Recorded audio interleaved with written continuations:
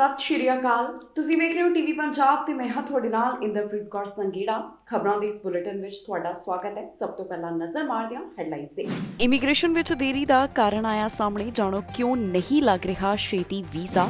Express entry draw ਦਾ ਐਲਾਨ, ਘੱਟ ਉਮੀਦਵਾਰਾਂ ਨੂੰ ਮਿਲੇ ਸੱਦੇ। ਜਗਮੀਤ ਸਿੰਘ ਤੇ ਨਫ਼ਰਤੀ ਹਮਲਾ, ਸਿੰਘ ਨੇ ਦਿਖਾਈ ਸਮਝਦਾਰੀ।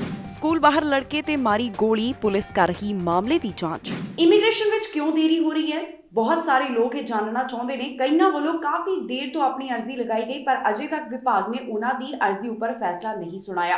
ਇਸ ਬਾਰੇ ਇਮੀਗ੍ਰੇਸ਼ਨ ਵਿਭਾਗ ਵੱਲੋਂ ਜਾਣਕਾਰੀ ਸਾਂਝੀ ਕੀਤੀ ਗਈ। ਦੱਸਿਆ ਗਿਆ ਹੈ ਕਿ ਕਿਉਂ ਉਹਨਾਂ ਨੂੰ ਪ੍ਰੋਸੈਸਿੰਗ ਵਿੱਚ ਸਮਾਂ ਲੱਗ ਰਿਹਾ ਹੈ। ਇੱਕ ਤਾਂ ਉਹਨਾਂ ਵੱਲੋਂ ਗੱਲ ਸਪਸ਼ਟ ਕੀਤੀ ਗਈ ਹੈ ਕਿ ਇਸ ਸਮੇਂ ਯੂਕਰੇਨ ਤੋਂ ਆਉਣ ਵਾਲਿਆਂ ਲਈ ਜੋ ਇੱਕ ਖਾਸ ਪ੍ਰੋਗਰਾਮ ਚਲਾਇਆ ਗਿਆ, ਉਸ ਕਾਰਨ ਜ਼ਿਆਦਾਤਰ ਧਿਆਨ ਉਸ ਵੱਲ ਕੇਂਦਰਿਤ ਕੀਤਾ ਜਾ ਰਿਹਾ ਹੈ ਤੇ ਬਾਕੀ ਫਾਈਲਾਂ ਦਾ ਬੈਕਲੌਗ ਇਕੱਠਾ ਹੋ ਰਿਹਾ ਹੈ। ਤੇ ਨਾਲ ਬਾਕੀ ਵੀ ਕਾਫੀ ਗੱਲਾਂ ਦਾ ਜ਼ਿਕਰ ਇਮੀਗ੍ਰੇਸ਼ਨ ਮੰਤਰੀ ਖੁਦ ਕਰਦੇ ਹੋਏ ਦਿਖਾਈ ਦਿੱਤੇ। ਉਹਨਾਂ ਦਾ ਕਹਿਣਾ ਹੈ ਕਿ ਜਲਦ ਹੀ ਪ੍ਰੋਸੈਸਿੰਗ ਵਿੱਚ ਤੇਜ਼ੀ ਲਿਆਂਦੀ ਜਾਵੇਗੀ। ਕਦੋਂ ਇਹ ਤੇਜ਼ੀ ਆਵੇਗੀ, ਇਹ ਵੀ ਉਹਨਾਂ ਵੱਲੋਂ ਦੱਸਿਆ ਗਿਆ। ਕਈਆਂ ਵੱਲੋਂ ਆਪਣੀਆਂ ਫਾਈਲਾਂ ਤੇ ਫੈਸਲੇ ਦਾ ਲੰਬੇ ਸਮੇਂ ਤੋਂ ਇੰਤਜ਼ਾਰ ਕੀਤਾ ਜਾ ਰਿਹਾ ਹੈ। ਕਈਆਂ ਨੂੰ ਆਪਣੀ ਫਾਈਲ ਲਗਾਇਆ 2 ਸਾਲ ਜਾਂ ਫਿਰ ਇਸ ਤੋਂ ਵੱਧ ਦਾ ਸਮਾਂ ਹੋ ਚੁੱਕਿਆ ਹੈ, ਪਰ ਉਹਨਾਂ ਦੀ ਫਾਈਲ ਤੇ ਫੈਸਲਾ ਨਹੀਂ ਆ ਰਿਹਾ। ਵਿਭਾਗ ਇਸ ਪਿੱਛੇ ਸਮੇਂ-ਸਮੇਂ ਤੇ ਕਈ ਕਾਰਨ ਸਾਂਝੇ ਕਰਦਾ ਹੋਇਆ ਦਿਖਾਈ ਦੇ ਰਿਹਾ ਹੈ। ਹੁਣ ਪ੍ਰੋਸੈਸਿੰਗ ਦੇ ਸਮੇਂ ਨੂੰ ਲੈ ਕੇ ਇਮੀਗ੍ਰੇਸ਼ਨ ਮੰਤਰੀ ਦਾ ਵੱਡਾ ਬਿਆਨ ਸਾਹਮਣੇ ਆਇਆ, ਜਿੱਥੇ ਉਹਨਾਂ ਵੱਲੋਂ ਦੱਸਿਆ ਗਿਆ ਕਿ ਪ੍ਰੋਸੈਸਿੰਗ ਦੇ ਸਮੇਂ ਨੂੰ ਆਮ ਵਾਂਗ ਕਦੋਂ ਕੀਤਾ ਜਾਵੇਗਾ। ਇਮੀਗ੍ਰੇਸ਼ਨ ਮੰਤਰੀ ਦਾ ਕਹਿਣਾ ਹੈ ਕਿ 2023 ਤੱਕ ਪ੍ਰੋਸੈਸਿੰਗ ਸਟੈਂਡਰਡਸ ਆਮ ਵਾਂਗ ਹੋ ਜਾਣਗੇ। ਦਰਅਸਲ ਇਮੀਗ੍ਰੇਸ਼ਨ ਮੰਤਰੀ ਵੱਲੋਂ ਕਮੇਟੀ ਦੀ ਨਵੀਂ ਸਟੱਡੀ, ਜੋ ਕਿ IRCC ਦੀ ਐਪਲੀਕੇਸ਼ਨ ਬੈਕਲੌਗ ਅਤੇ ਪ੍ਰੋਸੈਸਿੰਗ ਸਮੇਂ ਨੂੰ ਲੈ ਕੇ ਹੈ, ਇਸ ਵਿੱਚ ਹਿੱਸਾ ਲਿਆ ਗਿਆ। ਪਿਛਲੇ ਦਿਨੀ IRCC ਵੱਲੋਂ ਜਾਣਕਾਰੀ ਸਾਂਝੀ ਕਰਦਿਆਂ ਦੱਸਿਆ ਗਿਆ ਕਿ 2.1 ਮਿਲੀਅਨ ਦੇ ਕਰੀਬ ਐਪਲੀਕੈਂਟਸ ਅਜਿਹੇ ਨੇ ਜਿਹੜੇ ਇੰਤਜ਼ਾਰ ਕਰ ਰਹੇ ਹਨ ਕਿ ਉਹਨਾਂ ਦੀਆਂ ਫਾਈਲਾਂ ਉੱਪਰ ਕਦੋਂ ਫੈਸਲਾ ਆਵੇ। ਉਹਨਾਂ ਵੱਲੋਂ ਸਪਸ਼ਟ ਕੀਤਾ ਗਿਆ ਕਿ ਪਹਿਲਾਂ ਦੇ ਮੁਕਾਬਲੇ ਬੈਕਲੌਗ ਵਿੱਚ ਵਾਧਾ ਹੋਇਆ ਹੈ। ਇਸ ਦੇ ਪਿੱਛੇ ਕਾਰਨ ਕੀ ਹੈ, ਇਹ ਵੀ ਉਹਨਾਂ ਵੱਲੋਂ ਦੱਸਿਆ ਗਿਆ। ਵਿਭਾਗ ਵੱਲੋਂ ਸਾਂਝੀ ਕੀਤੀ ਗਈ ਜਾਣਕਾਰੀ ਮੁਤਾਬਕ ਜੋ Canada Ukraine authorization for emergency travel ਚਲਾਇਆ ਗਿਆ, ਉਸ ਕਾਰਨ ਹੁਣ ਫਾਈਲਾਂ ਦਾ ਬੈਕਲੌਗ ਜਮ੍ਹਾਂ ਹੋ ਗਿਆ ਹੈ। ਇਮੀਗ੍ਰੇਸ਼ਨ ਮੰਤਰੀ ਵੱਲੋਂ ਕਮੇਟੀ ਨੂੰ ਜਾਣਕਾਰੀ ਸਾਂਝੀ ਕਰਦਿਆਂ ਕਿਹਾ ਗਿਆ ਕਿ IRCC ਵੱਲੋਂ ਟੀਚਾ ਤੈਅ ਕੀਤਾ ਗਿਆ ਹੈ ਕਿ ਉਹ ਜਲਦ ਤੋਂ ਜਲਦ ਪ੍ਰੋਸੈਸਿੰਗ ਸਮੇਂ ਤੇ ਵਾਪਸ ਆ ਜਾਣ, ਜੋ ਕਿ ਪਹਿਲਾਂ ਲੱਗਦਾ ਹੁੰਦਾ ਸੀ। ਉਹਨਾਂ ਕਿਹਾ ਕਿ ਮੈਨੂੰ ਵਿਸ਼ਵਾਸ ਹੈ ਕਿ ਇਹ ਆਮ ਵਾਂਗ 2023 ਤੱਕ ਹੋ ਜਾਵੇਗਾ। ਹੁਣ IRCC ਵਿਭਾਗ ਵੱਲੋਂ ਪ੍ਰੋਸੈਸਿੰਗ ਸਮੇਂ ਵਿੱਚ ਤੇਜ਼ੀ ਲਿਆਉਣ ਸੰਬੰਧੀ ਕਈ ਕਦਮ ਚੁੱਕੇ ਜਾ ਰਹੇ ਨੇ। ਉਹਨਾਂ ਦਾ ਕਹਿਣਾ ਹੈ ਕਿ 1000 ਦੇ ਕਰੀਬ ਨਵੇਂ ਕਰਮਚਾਰੀਆਂ ਨੂੰ ਭਰਤੀ ਕੀਤਾ ਗਿਆ। ਇਸ ਤੋਂ ਇਲਾਵਾ ਇਮੀਗ੍ਰੇਸ਼ਨ ਸਿਸਟਮ ਨੂੰ ਮਾਡਰਨਾਈਜ਼ ਕਰਨ ਸੰਬੰਧੀ ਵੀ ਉਹਨਾਂ ਵੱਲੋਂ ਧਿਆਨ ਦਿੱਤਾ ਜਾ ਰਿਹਾ ਹੈ। ਹਾਲ ਹੀ ਵਿੱਚ ਬਜਟ ਅੰਦਰ ਵੀ ਇਸ ਬਾਰੇ ਜਾਣਕਾਰੀ ਸਾਂਝੀ ਕਰਦਿਆਂ $127 ਮਿਲੀਅਨ ਰੱਖੇ ਗਏ ਸਨ।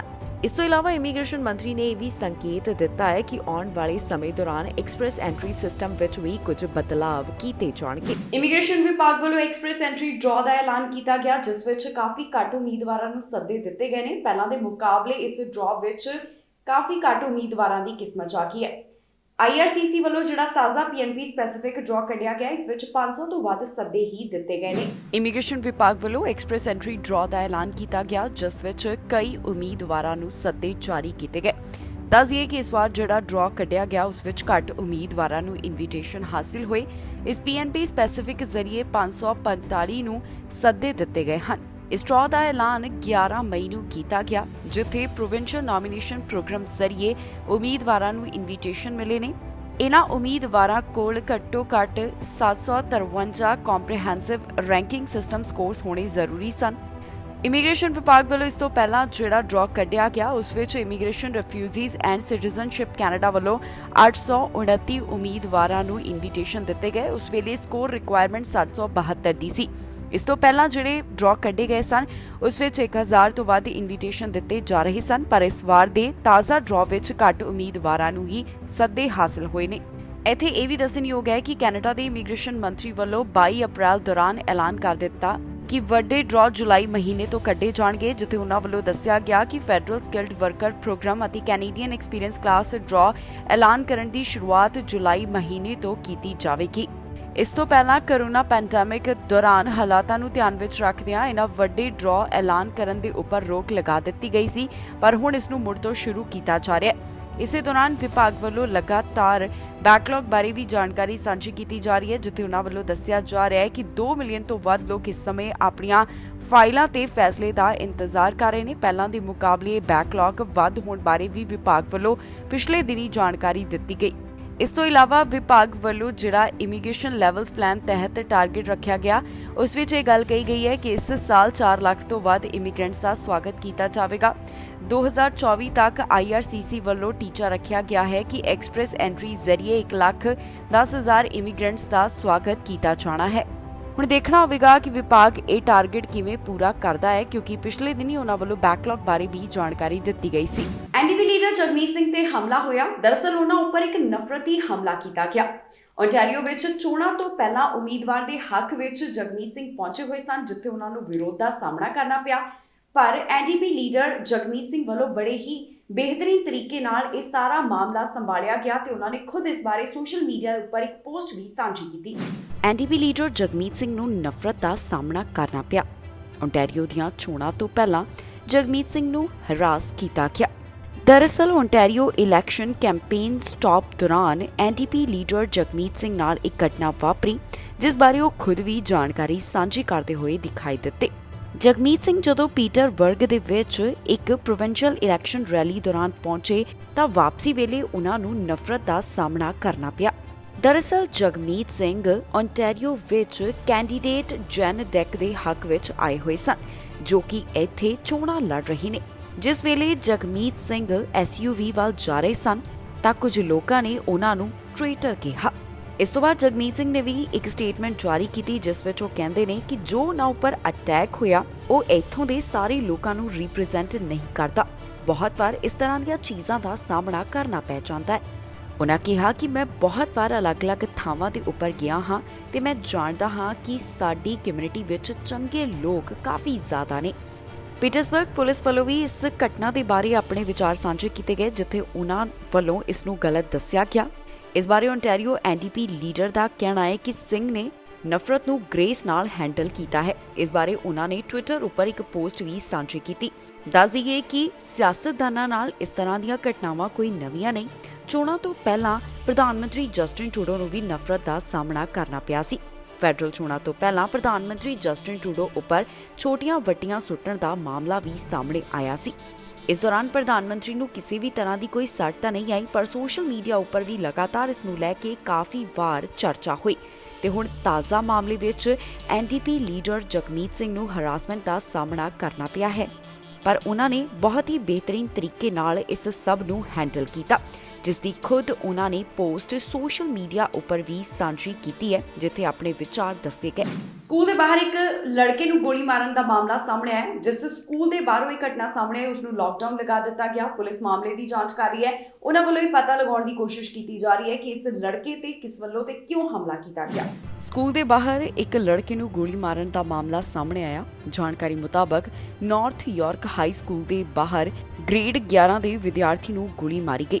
ਪੁਲਿਸ ਵੱਲੋਂ ਇਸ ਮਾਮਲੇ ਦੀ ਜਾਣਕਾਰੀ ਸਾਂਝੀ ਕਰਦਿਆਂ ਦੱਸਿਆ ਗਿਆ ਕਿ ਜ਼ਖਮੀ ਹਾਲਤ ਵਿੱਚ ਇਸ ਲੜਕੇ ਨੂੰ ਹਸਪਤਾਲ ਵਿੱਚ ਭਰਤੀ ਕਰਵਾਇਆ ਗਿਆ। ਉਹਨਾਂ ਦਾ ਕਹਿਣਾ ਹੈ ਕਿ ਮਾਮਲਾ ਸਵੇਰੇ 11 ਵਜੇ ਕਰੀਬ ਸਾਹਮਣੇ ਆਇਆ। ਇਸ ਘਟਨਾ ਬਾਰੇ Toronto district school board spokesperson ਵੱਲੋਂ ਵੀ ਜਾਣਕਾਰੀ ਸਾਂਝੀ ਕੀਤੀ ਗਈ, ਜਿੱਥੇ ਉਹਨਾਂ ਦੱਸਿਆ ਕਿ ਮਾਮਲਾ ਸਕੂਲ ਤੋਂ ਸਾਹਮਣੇ ਆਉਣ ਤੋਂ ਬਾਅਦ ਸਕੂਲ ਨੂੰ ਲਾਕਡਾਊਨ ਲਗਾ ਦਿੱਤਾ ਗਿਆ। ਇਸ ਤੋਂ ਇਲਾਵਾ ਉਹਨਾਂ ਨੇ ਇਹ ਵੀ ਗੱਲ ਕਹੀ ਹੈ ਕਿ ਉਹਨਾਂ ਨੂੰ ਪਾਰਕਿੰਗ ਲਾਟ ਤੋਂ ਕਈ ਗੋਲੀਆਂ ਦੀਆਂ ਆਵਾਜ਼ਾਂ ਸੁਣਾਈ ਦਿੱਤੀਆਂ ਸਨ। ਦੱਸਿਆ ਜਾ ਰਿਹਾ ਹੈ ਕਿ ਸਕੂਲ ਵਿੱਚ ਕਈ ਕੈਮਰੇ ਲੱਗੇ ਹੋਏ ਸਨ, ਜਿਨ੍ਹਾਂ ਨੂੰ ਹੁਣ ਰਿਵਿਊ ਕੀਤਾ ਜਾ ਰਿਹਾ ਹੈ ਤੇ ਇਸ ਦੀ ਮਦਦ ਨਾਲ ਕੇਸ ਨੂੰ ਸੁਲਝਾਇਆ ਜਾਵੇਗਾ। ਪੁਲਿਸ ਵੱਲੋਂ ਇਸ ਘਟਨਾ ਦੀ ਜੋ ਜਾਣਕਾਰੀ ਸਾਂਝੀ ਕੀਤੀ ਗਈ, ਉਸ ਵਿੱਚ ਦੱਸਿਆ ਗਿਆ ਕਿ ਪੀੜਤ ਨੂੰ ਜ਼ਖਮੀ ਹਾਲਤ ਵਿੱਚ ਹਸਪਤਾਲ ਭਰਤੀ ਕਰਵਾਇਆ ਗਿਆ ਹੈ। ਫਿਲਹਾਲ ਉਸ ਦਾ ਨਾਮ ਤਾਂ ਜਨਤਕ ਨਹੀਂ ਕੀਤਾ ਗਿਆ। ਇਹੀ ਦੱਸਿਆ ਗਿਆ ਹੈ ਕਿ ਹਸਪਤਾਲ ਵਿੱਚ ਉਸ ਦਾ ਅਜੇ ਇਲਾਜ ਚੱਲ ਰਿਹਾ ਹੈ। ਪੁਲਿਸ ਮਾਮਲੇ ਦੀ ਜਾਂਚ ਕਰ ਰਹੀ ਹੈ, ਜਿਸ ਤੋਂ ਬਾਅਦ ਬਾਕੀ ਦੀ ਜਾਣਕਾਰੀ ਉਹਨਾਂ ਵੱਲੋਂ ਸਾਂਝੀ ਕੀਤੀ ਜਾਵੇਗੀ। ਪ੍ਰਧਾਨ ਮੰਤਰੀ ਜਸਟਿਨ ਟਰੂਡੋ ਵੱਲੋਂ ਇੱਕ ਖਾਸ ਮੁਲਾਕਾਤ ਕੀਤੀ ਗਈ, ਜਿਸ ਦੀ ਜਾਣਕਾਰੀ ਖੁਦ ਉਹਨਾਂ ਨੇ ਸੋਸ਼ਲ ਮੀਡੀਆ ਪਲੇਟਫਾਰਮ ਉੱਪਰ ਸਾਂਝੀ ਕੀਤੀ। ਮੀਟਿੰਗ ਦੇ ਵਿੱਚ ਕਿਹੜੀਆਂ ਗੱਲਾਂ ਦਾ ਜ਼ਿਕਰ ਹੋਇਆ ਤੇ ਕਿਹਨਾਂ ਨਾਲ ਇਹ ਮੁਲਾਕਾਤ ਕੀਤੀ ਗਈ ਹੈ, ਤੁਹਾਨੂੰ ਦੱਸਾਂਗੇ ਇਸ ਖਬਰ ਵਿੱਚ। ਪ੍ਰਧਾਨ ਮੰਤਰੀ ਜਸਟਿਨ ਟਰੂਡੋ ਵੱਲੋਂ ਪ੍ਰਧਾਨ ਮੰਤਰੀ ਕੈਰਨਸ ਨਾਲ ਮੁਲਾਕਾਤ ਕੀਤੀ ਗਈ, ਜਿਸ ਦੀ ਜਾਣਕਾਰੀ ਉਹਨਾਂ ਨੇ ਖੁਦ ਸੋਸ਼ਲ ਮੀਡੀਆ ਪਲੇਟਫਾਰਮ ਉੱਪਰ ਸਾਂਝੀ ਕੀਤੀ। ਇਸ ਦੌਰਾਨ ਦੋਹਾਂ ਮੰਤਰੀਆਂ ਦੀ ਆਪਸ ਵਿੱਚ ਕੀ ਗੱਲਬਾਤ ਹੋਈ ਹੈ, ਇਸ ਬਾਰੇ ਵੀ ਪ੍ਰਧਾਨ ਮੰਤਰੀ ਜਸਟਿਨ ਟਰੂਡੋ ਗੱਲਬਾਤ ਕਰਦੇ ਹੋਏ ਦਿਖਾਈ ਦਿੱਤੇ। ਉਹਨਾਂ ਕੀ ਕਿਹਾ, ਆਓ ਤੁਹਾਨੂੰ ਸੁਣਾਉਂਦੇ ਹਾਂ। Today, Prime Minister Karins and I also discussed how we can continue strengthening NATO's deterrence and defence measures along Europe's eastern flank.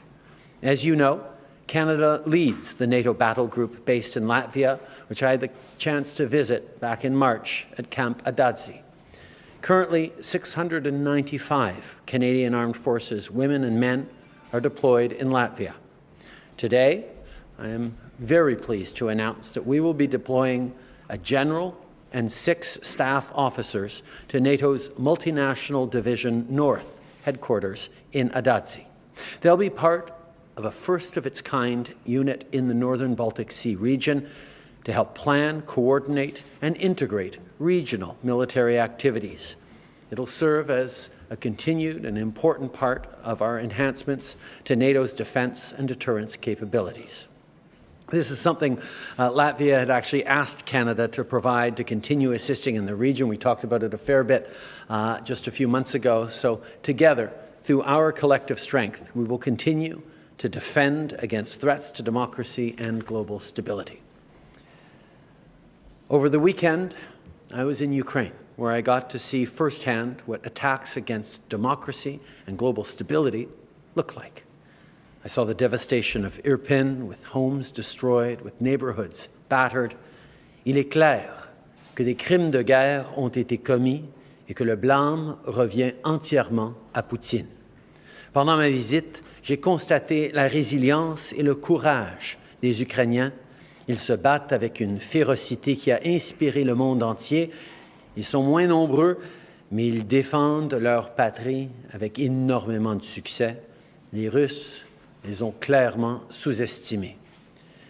Despite the dark and brutal realities of war, Ukrainians continue to seek a bright, free, democratic future. We will, together, collectively, be there to support Ukrainians as they defend themselves against Putin's illegal invasion. And we will be there as the country rebuilds afterwards.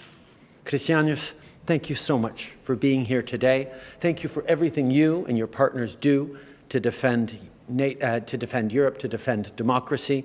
Ensemble, nos pays vont continuer de défendre nos valeurs communes. It's very good to see you here today. ਗੋਲੀ ਲੱਗਣ ਕਾਰਨ ਇੱਕ ਵਿਅਕਤੀ ਜ਼ਖਮੀ ਹੋਇਆ ਤੇ police ਇਸ ਮਾਮਲੇ ਦੀ ਜਾਂਚ ਕਰ ਰਹੀ ਹੈ। ਉਹਨਾਂ ਵੱਲੋਂ ਪੀੜਤ ਦਾ ਨਾਮ ਜਨਤਕ ਨਹੀਂ ਕੀਤਾ ਗਿਆ। ਮਾਮਲੇ ਦੀ ਪੜਤਾਲ ਜਾਰੀ ਹੈ, ਜਿਸ ਤੋਂ ਬਾਅਦ ਬਾਕੀ ਦੀ ਅਪਡੇਟ ਦਿੱਤੀ ਜਾਵੇਗੀ। ਨਾਰਥ ਯਾਰਕ ਤੋਂ ਇੱਕ ਅਜਿਹਾ ਮਾਮਲਾ ਸਾਹਮਣੇ ਹੈ ਜਿੱਥੇ ਗੋਲੀ ਲੱਗਣ ਕਾਰਨ ਵਿਅਕਤੀ ਜ਼ਖਮੀ ਹੋਇਆ। ਪੁਲਿਸ ਵਿਭਾਗ ਵੱਲੋਂ ਇਸ ਮਾਮਲੇ ਦੀ ਜਾਣਕਾਰੀ ਸਾਂਝੀ ਕੀਤੀ ਗਈ ਹੈ। ਉਹਨਾਂ ਵੱਲੋਂ ਦੱਸਿਆ ਗਿਆ ਕਿ ਇਹ ਘਟਨਾ 12:30 ਦੇ ਕਰੀਬ ਡੌਨ ਵੈਲੀ ਪਾਰਕਵੇ ਦੇ ਨੇੜਿਓਂ ਸਾਹਮਣੇ ਆਈ, ਜਿੱਥੇ ਇੱਕ ਵਿਅਕਤੀ ਨੂੰ ਗੋਲੀ ਲੱਗੀ ਤੇ ਗੋਲੀ ਲੱਗਣ ਕਾਰਨ ਉਹ ਜ਼ਖਮੀ ਹੋ ਗਿਆ। ਜਦੋਂ ਆਫੀਸਰਸ ਘਟਨਾ ਵਾਲੀ ਥਾਂ ਦੇ ਉੱਪਰ ਪਹੁੰਚੇ ਤਾਂ ਉਹਨਾਂ ਨੇ ਦੇਖਿਆ ਕਿ ਇੱਥੇ ਇੱਕ ਵਿਅਕਤੀ ਜ਼ਖਮੀ ਹਾਲਤ ਵਿੱਚ ਸੀ। ਜ਼ਖਮੀ ਹਾਲਤ ਵਿੱਚ ਇਸ ਨੂੰ ਲੋਕਲ ਹਸਪੀਟਲ ਟਰਾਮਾ ਸੈਂਟਰ ਵਿੱਚ ਇਲਾਜ ਲਈ ਭਰਤੀ ਕਰਵਾਇਆ ਗਿਆ। ਆਫੀਸਰਸ ਵੱਲੋਂ ਇਹ ਵੀ ਜਾਣਕਾਰੀ ਸਾਂਝੀ ਕੀਤੀ ਗਈ ਹੈ ਕਿ ਇੱਥੇ ਇੱਕ ਗੱਡੀ ਤੇ ਗੋਲੀ ਦੇ ਨਿਸ਼ਾਨ ਲੱਗੇ ਹੋਏ ਸਨ। ਇਨਵੈਸਟੀਗੇਟਰਸ ਹੁਣ ਇਸ ਪੂਰੇ ਮਾਮਲੇ ਦੀ ਜਾਂਚ ਕਰ ਰਹੇ ਨੇ। ਇਨਵੈਸਟੀਗੇਟਰਸ ਦਾ ਇਹ ਵੀ ਮੰਨਣਾ ਹੈ ਕਿ ਗੋਲੀ ਕਿਸੇ ਹੋਰ ਥਾਂ ਚੱਲੀ ਹੈ, ਜਿਸ ਥਾਂ ਤੇ ਉਹਨਾਂ ਨੂੰ ਪੀੜਤ ਮਿਲਿਆ ਇਸ ਥਾਂ ਦੇ ਉੱਪਰ ਗੋਲੀ ਨਹੀਂ ਚੱਲੀ। ਫਿਲਹਾਲ ਇਸ ਬਾਰੇ ਹੋਰ ਬਹੁਤੀ ਜਾਣਕਾਰੀ ਉਹਨਾਂ ਵੱਲੋਂ ਸਾਂਝੀ ਨਹੀਂ ਕੀਤੀ ਗਈ। ਇਸ ਘਟਨਾ ਨਾਲ ਜੁੜੇ ਹੋਏ ਪੀੜਤ ਦਾ ਨਾਮ ਜਨਤਕ ਨਹੀਂ ਕੀਤਾ ਗਿਆ ਤੇ ਨਾ ਹੀ ਸਸਪੈਕਟ ਬਾਰੇ ਡਿਟੇਲ ਸਾਂਝੀ ਕੀਤੀ ਗਈ ਹੈ। ਫਿਲਹਾਲ ਪੁਲਿਸ ਇਸ ਮਾਮਲੇ ਦੀ ਪੜਤਾਲ ਕਰ ਰਹੀ ਹੈ, ਜਿਸ ਤੋਂ ਬਾਅਦ ਬਾਕੀ ਦੀ ਜਾਣਕਾਰੀ ਦਿੱਤੀ ਜਾਵੇਗੀ। ਅਲਬਰਟਾ ਵਿੱਚ ਕੋਰੋਨਾ ਵਾਇਰਸ ਦੇ ਕੀ ਹਾਲਾਤ ਬਣੇ ਹੋਏ ਨੇ, ਇਸ ਬਾਰੇ ਹੈਲਥ ਆਫੀਸ਼ੀਅਲਸ ਵੱਲੋਂ ਜਾਣਕਾਰੀ ਸਾਂਝੀ ਕੀਤੀ ਗਈ। ਉਹਨਾਂ ਵੱਲੋਂ ਦੱਸਿਆ ਗਿਆ ਕਿ ਮੌਜੂਦਾ ਸਮੇਂ ਸੂਬੇ ਵਿੱਚ ਕਿਵੇਂ ਕੋਰੋਨਾ ਵਾਇਰਸ ਨੂੰ ਕਾਬੂ ਵਿੱਚ ਕੀਤਾ ਜਾ ਰਿਹਾ ਹੈ, ਸਰਕਾਰ ਵੱਲੋਂ ਕਿਸ ਤਰ੍ਹਾਂ ਦੇ ਕਦਮ ਚੁੱਕੇ ਜਾ ਰਹੇ ਨੇ, ਇਹ ਵੀ ਉਹਨਾਂ ਵੱਲੋਂ ਦੱਸਿਆ ਗਿਆ। ਅਲਬਰਟਾ ਵਿੱਚ ਕੋਰੋਨਾ ਵਾਇਰਸ ਦੀ ਕੀ ਸਥਿਤੀ ਬਣੀ ਹੋਈ ਹੈ, ਇਸ ਬਾਰੇ ਹੈਲਥ ਆਫੀਸ਼ੀਅਲਸ ਵੱਲੋਂ ਜਾਣਕਾਰੀ ਸਾਂਝੀ ਕੀਤੀ ਗਈ।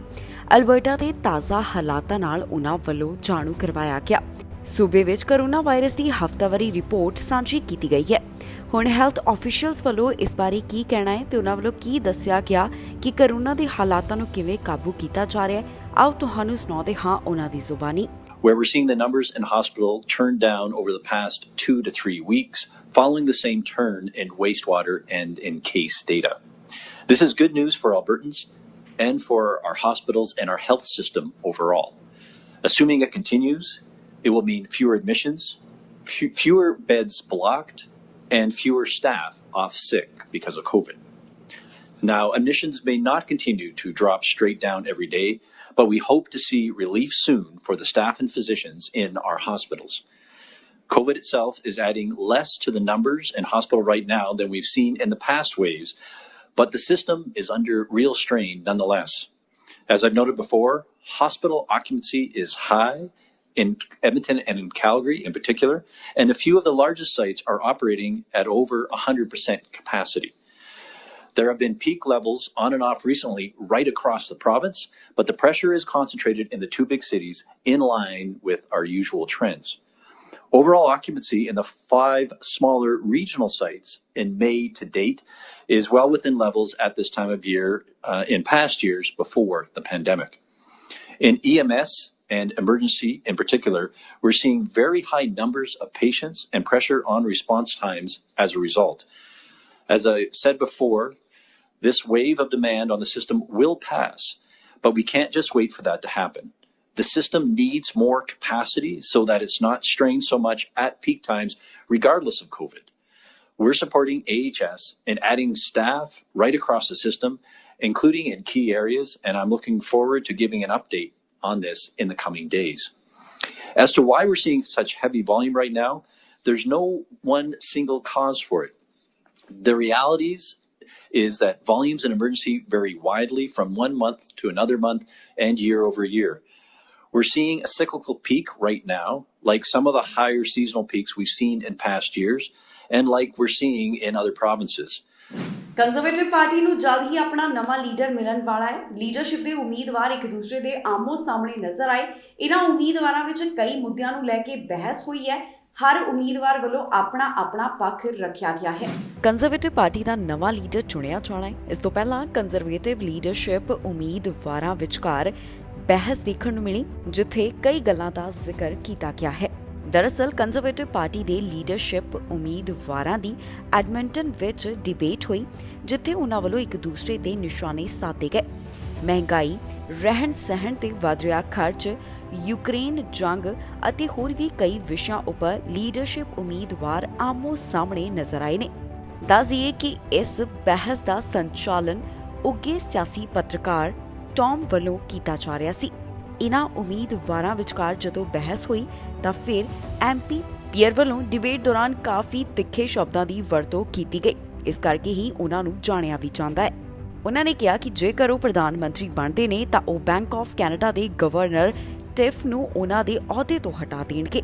ਉਹਨਾਂ ਇਲਜ਼ਾਮ ਲਗਾਇਆ ਕਿ ਬੈਂਕ ਆਫ ਕੈਨੇਡਾ ਦਾ ਮੌਜੂਦਾ ਗਵਰਨਰ ਫੈਡਰਲ ਸਰਕਾਰ ਦੇ ATM ਦੇ ਤੌਰ ਤੇ ਕੰਮ ਕਰ ਰਿਹਾ ਹੈ, ਜਿਸ ਕਰਕੇ ਮਹਿੰਗਾਈ ਵੱਧ ਰਹੀ ਹੈ ਅਤੇ ਆਮ ਲੋਕਾਂ ਦਾ ਜੀਵਨ ਮੁਸ਼ਕਿਲ ਹੋ ਰਿਹਾ ਹੈ।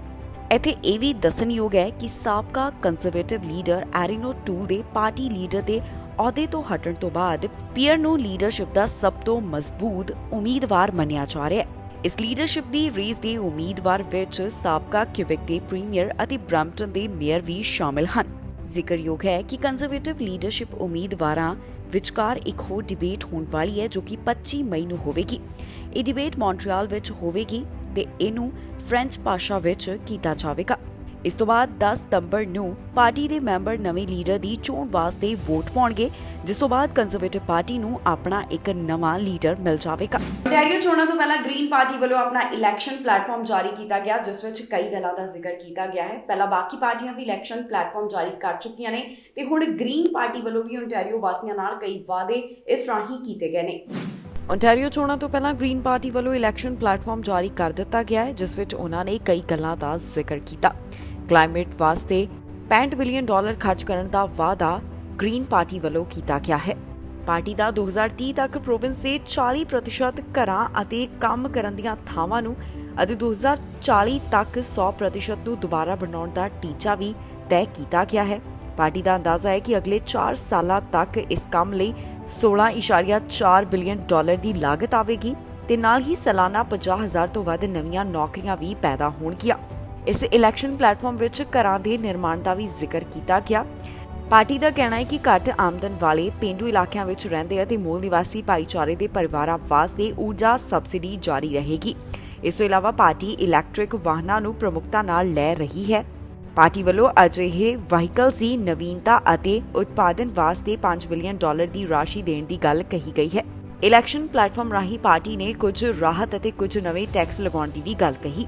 ਗ੍ਰੀਨ ਪਾਰਟੀ ਮੁਤਾਬਕ ਘੱਟ ਆਮਦਨ ਵਾਲੇ ਪਰਿਵਾਰਾਂ ਨੂੰ ਕਲਾਈਮੇਟ ਬੋਨਸ ਦਿੱਤਾ ਜਾਵੇਗਾ, ਜਿਸ ਲਈ ਪ੍ਰੋਵਿੰਸ ਵਿੱਚ ਚੋਟੀ ਦੇ 10% ਕਮਾਈ ਕਰਨ ਵਾਲੇ ਅਤੇ 1% ਜਲਵਾਯੂ ਸਰਚਾਰਜ ਲਗਾਇਆ ਜਾਵੇਗਾ। ਪਾਰਟੀ ਦਾ ਕਹਿਣਾ ਹੈ ਕਿ ਸਾਲਾਨਾ $69,000 ਤੱਕ ਦੀ ਕਮਾਈ ਕਰਨ ਵਾਲੇ ਪਰਿਵਾਰ ਜਾਂ ਫਿਰ ਵਿਅਕਤੀਆਂ ਨੂੰ ਇਸ ਪ੍ਰੋਗਰਾਮ ਤਹਿਤ $300 ਤੋਂ $600 ਪ੍ਰਤੀ ਸਾਲ ਦਿੱਤੇ ਜਾਣਗੇ, ਜੋ ਕਿ ਉਹਨਾਂ ਨੂੰ ਚੈੱਕ ਰਾਹੀਂ ਮਿਲਣਗੇ। ਗ੍ਰੀਨ ਪਾਰਟੀ ਦਾ ਇਸ ਇਲੈਕਸ਼ਨ ਪਲੇਟਫਾਰਮ ਰਾਹੀਂ ਕਹਿਣਾ ਹੈ ਕਿ ਜੇਕਰ ਉਹ ਸੱਤਾ ਵਿੱਚ ਆਉਂਦੇ ਨੇ ਤਾਂ progressive conservative leader Doug Ford ਵੱਲੋਂ ਵਾਤਾਵਰਣ ਨੀਤੀ ਅਤੇ ਜੋ ਕੀਤੀਆਂ ਗਈਆਂ ਤਬਦੀਲੀਆਂ ਹਨ ਉਸ ਵਿੱਚ ਮੁੜ ਤੋਂ ਸੋਧ ਕੀਤੀ ਜਾਵੇਗੀ। ਉਨ੍ਹਾਂ ਕਿਹਾ ਕਿ ਉਹ ਫੋਰਡ ਸਰਕਾਰ ਵੱਲੋਂ 2019 ਤੱਕ ਰੱਦ ਕੀਤੇ ਗਏ ਕਲਾਈਮੇਟ ਕਮਿਸ਼ਨ ਦੇ ਦਫ਼ਤਰ ਨੂੰ ਮੁੜ ਚਾਲੂ ਕਰਨਗੇ। ਦੱਸ ਦਈਏ ਕਿ ਗ੍ਰੀਨ ਪਾਰਟੀ ਨੇ ਇਲੈਕਸ਼ਨ ਪਲੇਟਫਾਰਮ ਵਿੱਚ ਫੋਰਡ ਸਰਕਾਰ ਵੱਲੋਂ 2021 ਦੌਰਾਨ ਬਿੱਲ 245 ਰਾਹੀਂ ਕੀਤੀਆਂ ਤਬਦੀਲੀਆਂ ਨੂੰ ਬਦਲਣ ਦਾ ਵੀ ਵਾਅਦਾ ਕੀਤਾ ਹੈ। ਇਸ ਤੋਂ ਪਹਿਲਾਂ ਬਾਕੀ ਪਾਰਟੀਆਂ ਵੀ ਇਲੈਕਸ਼ਨ ਪਲੇਟਫਾਰਮ ਜਾਰੀ ਕਰ ਚੁੱਕੀਆਂ ਨੇ। ਇੱਕ ਮਾਂ ਤੇ ਚਾਕੂ ਨਾਲ ਹਮਲਾ ਕੀਤਾ ਗਿਆ, ਜਿਸ ਕਾਰਨ ਉਹ ਜ਼ਖਮੀ ਹੋ ਗਈ। ਇਸ ਸੰਬੰਧ ਵਿੱਚ ਲੜਕੇ ਨੂੰ ਗ੍ਰਿਫਤਾਰ ਕੀਤਾ ਗਿਆ। ਪੁਲਿਸ ਮਾਮਲੇ ਦੀ ਜਾਂਚ ਕਰ ਰਹੀ ਹੈ। ਉਹਨਾਂ ਨੇ ਪੀੜਤ ਤੇ ਸਸਪੈਕਟ ਦੋਹਾਂ ਦੇ ਨਾਮ ਅਜੇ ਜਨਤਕ ਨਹੀਂ ਕੀਤੇ। ਬਾਕੀ ਦੀ ਜਾਣਕਾਰੀ ਬਾਅਦ ਵਿੱਚ ਦਿੱਤੀ ਜਾਵੇਗੀ। ਮਾਂ ਤੇ ਚਾਕੂ ਨਾਲ ਹਮਲਾ ਕਰਨ ਦੇ ਸੰਬੰਧ ਵਿੱਚ ਬੇਟੇ ਨੂੰ ਗ੍ਰਿਫਤਾਰ ਕੀਤਾ ਗਿਆ ਹੈ। ਪੁਲਿਸ ਵੱਲੋਂ ਇਸ ਮਾਮਲੇ ਦੀ ਜਾਣਕਾਰੀ ਸਾਂਝੀ ਕਰਦਿਆਂ ਦੱਸਿਆ ਗਿਆ ਕਿ ਇਹ ਘਟਨਾ ਪਿਕਰਿੰਗ ਨਾਲ ਸੰਬੰਧਿਤ ਹੈ, ਜਿੱਥੇ ਮਾਂ ਤੇ ਚਾਕੂ ਨਾਲ ਹਮਲਾ ਕੀਤਾ ਗਿਆ। ਚਾਕੂ ਲੱਗਣ ਕਾਰਨ ਇਹ ਮਾਂ ਗੰਭੀਰ ਰੂਪ ਵਿੱਚ ਜ਼ਖਮੀ ਦੱਸੀ ਜਾ ਰਹੀ ਹੈ। ਇਸ ਸੰਬੰਧ ਵਿੱਚ 25 ਸਾਲ ਦੇ ਨੌਜਵਾਨ ਨੂੰ ਪੁਲਿਸ ਨੇ ਹਿਰਾਸਤ ਵਿੱਚ ਲਿਆ ਤੇ ਉਸ ਉੱਪਰ ਚਾਰਜਸ ਲਗਾਏ ਗਏ ਹਨ। ਪੁਲਿਸ ਦੇ ਦੱਸਣ ਮੁਤਾਬਕ ਉਹਨਾਂ ਨੂੰ ਇਸ ਮਾਮਲੇ ਦੀ ਜਾਣਕਾਰੀ 11 ਮਈ 8:20 ਦੇ ਕਰੀਬ ਮਿਲੀ ਸੀ। ਜਦੋਂ ਆਫੀਸਰਸ ਘਟਨਾ ਵਾਲੀ ਥਾਂ ਦੇ ਉੱਪਰ ਪਹੁੰਚੇ ਤਾਂ ਉਹਨਾਂ ਦੇਖਿਆ ਕਿ ਔਰਤ ਜ਼ਖਮੀ ਹਾਲਤ ਵਿੱਚ ਪਈ ਹੋਈ ਸੀ, ਜਿਸ ਨੂੰ ਟੋਰਾਂਟੋ ਏਰੀਆ ਟਰਾਮਾ ਸੈਂਟਰ ਵਿੱਚ ਭਰਤੀ ਕਰਵਾਇਆ ਗਿਆ। ਹੁਣ ਇਸ ਦੀ ਹਾਲਤ ਗੰਭੀਰ ਦੱਸੀ ਜਾ ਰਹੀ ਹੈ। ਇਸ ਘਟਨਾ ਦੇ ਸੰਬੰਧ ਵਿੱਚ ਪੁਲਿਸ ਨੇ ਲੜਕੇ ਨੂੰ ਘਟਨਾ ਵਾਲੀ ਥਾਂ ਤੋਂ ਹੀ ਗ੍ਰਿਫਤਾਰ ਕੀਤਾ ਤੇ ਉਸ ਉੱਪਰ ਚਾਰਜਸ ਲਗਾਏ ਗਏ ਹਨ। ਫਿਲਹਾਲ ਇਹਨਾਂ ਦੋਹਾਂ ਦੇ ਨਾਮ ਪੁਲਿਸ ਵੱਲੋਂ ਅਜੇ ਜਨਤਕ ਨਹੀਂ ਕੀਤੇ ਗਏ, ਜਾਣੀ ਕਿ ਅਜੇ ਤੱਕ ਪੀੜਤ ਅਤੇ ਸਸਪੈਕਟ ਦੋਹਾਂ ਦੇ ਹੀ ਨਾਮ ਨਹੀਂ ਦੱਸੇ ਗਏ। ਮਾਮਲੇ ਦੀ ਜਾਂਚ ਜਾਰੀ ਹੈ, ਜਿਸ ਤੋਂ ਬਾਅਦ ਬਾਕੀ ਦੀ ਜਾਣਕਾਰੀ ਪੁਲਿਸ ਵੱਲੋਂ ਸਾਂਝੀ ਕੀਤੀ ਜਾਵੇਗੀ। ਇਸ ਖਬਰ ਵਿੱਚ ਜਾਣਕਾਰੀ ਤੁਹਾਡੇ ਨਾਲ ਸਾਂਝੀ ਕਰਾਂਗੇ ਕਿ ਕੈਨੇਡਾ ਦੇ ਕਿਹੜੇ ਹਿੱਸੇ ਤੋਂ ਕਿੰਨੇ ਕੋਰੋਨਾ ਵਾਇਰਸ ਦੇ ਮਾਮਲੇ ਸਾਹਮਣੇ ਆਏ। ਕੈਨੇਡਾ ਦੇ ਵੱਖ-ਵੱਖ ਸੂਬਿਆਂ ਵਿੱਚ ਇਸ ਸਮੇਂ ਕੋਰੋਨਾ ਵਾਇਰਸ ਦੇ ਕੀ ਹਾਲਾਤ ਬਣੇ ਹੋਏ ਨੇ, ਤੁਹਾਨੂੰ ਦੱਸਾਂਗੇ ਇਸ ਖਬਰ ਵਿੱਚ। ontario ਦੇ ਹਸਪਤਾਲ ਵਿੱਚ 1000 ਤੋਂ ਵੱਧ ਮਰੀਜ਼ਾਂ ਦੀ ਗਿਣਤੀ ਹੈ, ਜਿਨ੍ਹਾਂ ਦਾ ਕੋਰੋਨਾ ਵਾਇਰਸ ਕਾਰਨ ਇਲਾਜ ਚੱਲ ਰਿਹਾ ਹੈ। ਇੱਥੇ ਹਸਪਤਾਲ ਵਿੱਚ 1451 ਮਰੀਜ਼ ਦੱਸੇ ਗਏ ਤੇ ਇੰਟੈਂਸਿਵ ਕੇਅਰ ਅਧੀਨ 175 ਦੀ ਗਿਣਤੀ ਸਾਹਮਣੇ ਆਈ ਹੈ। ontario ਤੋਂ 24 ਘੰਟਿਆਂ ਦੌਰਾਨ 2000 ਤੋਂ ਜ਼ਿਆਦਾ ਮਾਮਲੇ ਸਾਹਮਣੇ ਆਏ। ਇੱਥੇ 24 ਘੰਟਿਆਂ ਦੌਰਾਨ 2160 ਕੇਸਿਸ ਰਿਕਾਰਡ ਕੀਤੇ ਗਏ। ਪੈਂਡੈਮਿਕ ਦੀ ਸ਼ੁਰੂਆਤ ਤੋਂ ਲੈ ਕੇ ਹੁਣ ਤੱਕ 12,81,360 ਕੁੱਲ ਕੋਰੋਨਾ ਦੇ ਮਾਮਲੇ ਇੱਥੇ ਦਰਜ ਕੀਤੇ ਜਾ ਚੁੱਕੇ ਨੇ। ਬੀਤੇ 24 ਘੰਟਿਆਂ ਦੌਰਾਨ ਸੂਬੇ ਵਿੱਚ ਕੋਰੋਨਾ ਵਾਇਰਸ ਕਾਰਨ 14 ਮੌਤਾਂ ਹੋਈਆਂ ਨੇ, ਜਿਸ ਤੋਂ ਬਾਅਦ ਕੁੱਲ ਮੌਤਾਂ ਦਾ ਅੰਕੜਾ 13,034 ਦੇ ਉੱਪਰ ਪਹੁੰਚ ਗਿਆ। ਇੱਥੇ ਰਿਕਵਰਡ ਕੇਸਿਸ ਦੀ ਗਿਣਤੀ 12,47,571 ਦੱਸੀ ਗਈ ਹੈ ਤੇ 24 ਘੰਟਿਆਂ ਦੌਰਾਨ ਠੀਕ ਹੋਣ ਵਾਲੇ ਮਰੀਜ਼ਾਂ ਦਾ ਅੰਕੜਾ 2,602 ਦਾ ਹੈ। ਵੈਕਸੀਨੇਸ਼ਨ ਦੀ ਜਾਣਕਾਰੀ ਮੁਤਾਬਕ 12 ਸਾਲ ਤੇ ਇਸ ਤੋਂ ਵੱਧ ਉਮਰ ਵਾਲਿਆਂ ਵਿੱਚ 91.2% ਦੀ ਆਬਾਦੀ ਵੱਲੋਂ ਕੋਵਿਡ-19 ਵੈਕਸੀਨ ਦੇ 2 ਟੀਕੇ, 93.1% ਆਬਾਦੀ ਵੱਲੋਂ ਕੋਵਿਡ-19 ਵੈਕਸੀਨ ਦਾ ਪਹਿਲਾ ਟੀਕਾ, 56.7% ਆਬਾਦੀ ਵੱਲੋਂ ਕੋਵਿਡ-19 ਵੈਕਸੀਨ ਦੇ 3 ਟੀਕੇ ਲਗਵਾਏ ਗਏ। 5 ਸਾਲ ਤੋਂ 11 ਸਾਲ ਵਾਲਿਆਂ ਵਿੱਚ 56.4% ਆਬਾਦੀ ਵੱਲੋਂ ਕੋਵਿਡ-19 ਵੈਕਸੀਨ ਦਾ 1 ਟੀਕਾ, 35.7% ਆਬਾਦੀ ਵੱਲੋਂ ਕੋਵਿਡ-19 ਵੈਕਸੀਨ ਦੇ 2 ਟੀਕੇ ਲਗਵਾਏ ਗਏ। ਇੱਥੇ ਟੈਸਟ ਪੋਜ਼ਿਟਿਵਿਟੀ ਰੇਟ 10.7% ਦੱਸਿਆ ਗਿਆ, ਜੋ ਕਿ ਪਹਿਲਾਂ 13% ਦਰਜ ਕੀਤਾ ਗਿਆ ਸੀ। ਕਿਊਬਿਕ ਸੂਬੇ ਤੋਂ 24 ਘੰਟਿਆਂ ਦੌਰਾਨ ਕੋਰੋਨਾ ਵਾਇਰਸ ਦੇ ਜੋ ਮਾਮਲੇ ਸਾਹਮਣੇ ਆਏ ਨੇ, ਉਸ ਬਾਰੇ ਦੱਸਿਆ ਗਿਆ ਕਿ ਇੱਥੇ 767 ਮਾਮਲੇ ਰਿਕਾਰਡ ਕੀਤੇ ਗਏ ਤੇ 24 ਘੰਟਿਆਂ ਦੌਰਾਨ 25 ਮੌਤਾਂ ਕੋਰੋਨਾ ਵਾਇਰਸ ਕਾਰਨ ਹੋਈਆਂ। ਹਸਪਤਾਲ ਵਿੱਚ 1000 ਤੋਂ ਵੱਧ ਮਰੀਜ਼ਾਂ ਦੀ ਗਿਣਤੀ ਦੱਸੀ ਗਈ। ਹਸਪਤਾਲ ਵਿੱਚ 1821 ਮਰੀਜ਼ ਹਨ, ਜਿਨ੍ਹਾਂ ਦਾ ਕੋਰੋਨਾ ਵਾਇਰਸ ਕਾਰਨ ਇਲਾਜ ਚੱਲ ਰਿਹਾ ਹੈ ਤੇ ਇੰਟੈਂਸਿਵ ਕੇਅਰ ਅਧੀਨ 60 ਦਾ ਅੰਕੜਾ ਸਾਂਝਾ ਕੀਤਾ ਗਿਆ। ਪੈਂਡੈਮਿਕ ਦੀ ਸ਼ੁਰੂਆਤ ਤੋਂ ਲੈ ਕੇ ਹੁਣ ਤੱਕ 10,55,277 ਕੁੱਲ ਕੋਰੋਨਾ ਦੇ ਮਾਮਲੇ ਇੱਥੇ ਸਾਹਮਣੇ ਆ ਚੁੱਕੇ ਨੇ। 15,226 ਮੌਤਾਂ ਕੋਰੋਨਾ ਵਾਇਰਸ ਕਾਰਨ ਹੋ ਚੁੱਕੀਆਂ ਨੇ। ਵੈਕਸੀਨੇਸ਼ਨ ਦੀ ਜਾਣਕਾਰੀ ਮੁਤਾਬਕ 5 ਸਾਲ ਤੇ ਇਸ ਤੋਂ ਵੱਧ ਉਮਰ ਵਾਲਿਆਂ ਵਿੱਚ 91% ਆਬਾਦੀ ਵੱਲੋਂ ਕੋਵਿਡ-19 ਵੈਕਸੀਨ ਦੀ ਪਹਿਲੀ ਡੋਜ਼, 54% ਆਬਾਦੀ ਵੱਲੋਂ ਕੋਵਿਡ-19 ਵੈਕਸੀਨ ਦੇ 3 ਟੀਕੇ, ਤੇ 12% ਨੇ ਕੋਵਿਡ-19 ਵੈਕਸੀਨ ਦੇ 4 ਟੀਕੇ ਲਗਵਾ ਲਏ। ਇਸ ਦੇ ਨਾਲ ਹੀ ਜਾਂਦੇ ਇੱਕ ਵਾਰ ਫਿਰ ਤੋਂ ਨਜ਼ਰ ਮਾਰਦੇ ਹਾਂ ਹੈਡਲਾਈਨਸ ਤੇ। ਇਮੀਗ੍ਰੇਸ਼ਨ ਵਿੱਚ ਦੇਰੀ ਦਾ ਕਾਰਨ ਆਇਆ ਸਾਹਮਣੇ, ਜਾਣੋ ਕਿਉਂ ਨਹੀਂ ਲੱਗ ਰਿਹਾ ਛੇਤੀ ਵੀਜ਼ਾ। ਐਕਸਪ੍ਰੈਸ ਐਂਟਰੀ ਡਰਾ ਦਾ ਐਲਾਨ, ਘੱਟ ਉਮੀਦਵਾਰਾਂ ਨੂੰ ਮਿਲੇ ਸੱਦੇ। ਜਗਮੀਤ ਸਿੰਘ ਤੇ ਨਫ਼ਰਤੀ ਹਮਲਾ, ਸਿੰਘ ਨੇ ਦਿਖਾਈ ਸਮਝਦਾਰੀ। ਸਕੂਲ ਬਾਹਰ ਲੜਕੇ ਤੇ ਮਾਰੀ ਗੋਲੀ, ਪੁਲਿਸ ਕਰ ਰਹੀ ਮਾਮਲੇ ਦੀ ਜਾਂਚ। ਖਬਰਾਂ ਦੇ ਇਸ ਬੁਲੇਟਿਨ ਵਿੱਚ ਇੰਨਾ ਹੀ। ਫਿਲਹਾਲ ਮੈਨੂੰ ਇੰਦਰਪ੍ਰੀਤ ਕੌਰ ਸੰਗੇੜਾ ਨੂੰ ਦਿਓ ਇਜਾਜ਼ਤ ਤੇ ਤੁਸੀਂ ਵੇਖਦੇ ਰਹੋ ਟੀਵੀ ਪੰਜਾਬ।